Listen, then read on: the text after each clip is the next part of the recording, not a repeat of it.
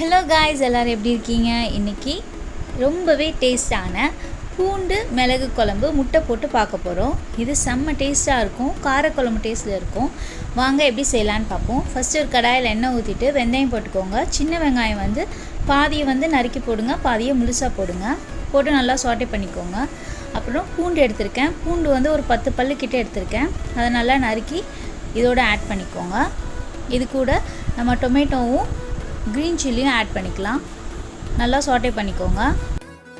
ஒரே மாதிரியே காரக்குழம்பு வைக்காமல் இந்த மாதிரி கொஞ்சம் டிஃப்ரெண்ட்டாக ட்ரை பண்ணி பாருங்கள். கிட்ஸும் நல்லா விரும்பி சாப்பிடுவாங்க.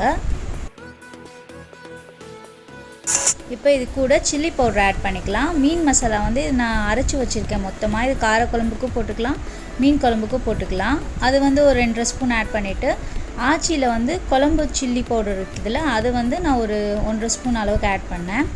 நல்லா வதக்கி விட்டுட்டு புளி தண்ணியை இது கூட ஆட் பண்ணிக்கலாம்.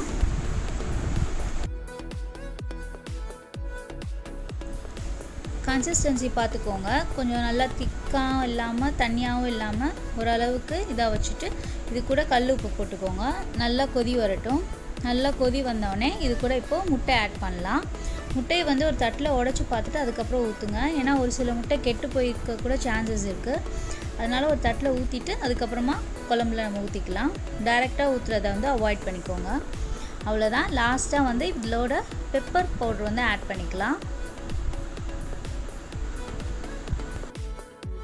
பெப்பர் பவுடர் ஆட் பண்ணி ஒரு 2 மினிட்ஸ் கழித்து நல்லா எண்ணெய் விட்டு வரும். அப்போ கொரியாண்டர் லீவ்ஸ் ஆட் பண்ணி அவ்வளோதான், ஸ்டவ் ஆஃப் பண்ணிவிடுங்க.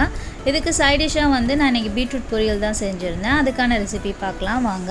ஃபஸ்ட்டு ஒரு கடாயில் எண்ணெய் ஊற்றிட்டு கடுகு உளுந்து போட்டுக்கோங்க. அப்புறம் சன்னா தால் கொஞ்சம் ஆட் பண்ணிக்கோங்க. நல்லா சாட்டே பண்ணிக்கோங்க. ஒரு 2 பூண்டை நல்லா தட்டி இடித்து வச்சுருக்கேன். அதை இது கூட ஆட் பண்ணிக்கலாம். அப்புறம் ஒரு வெங்காயம் ஆட் பண்ணிக்கோங்க. இதை நல்லா வதக்கி விட்டுக்கோங்க. பச்சை மிளகாய் ஒரு ஒன்றை நல்லா ஸ்லைஸாக கட் பண்ணி வச்சுருக்கேன். அதை இது கூட ஆட் பண்ணிக்கோங்க.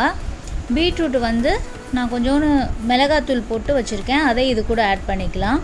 பண்ணிவிட்டு கொஞ்சம் தேவையான அளவு உப்பு போட்டு நல்லா சாட்டே பண்ணிக்கோங்க.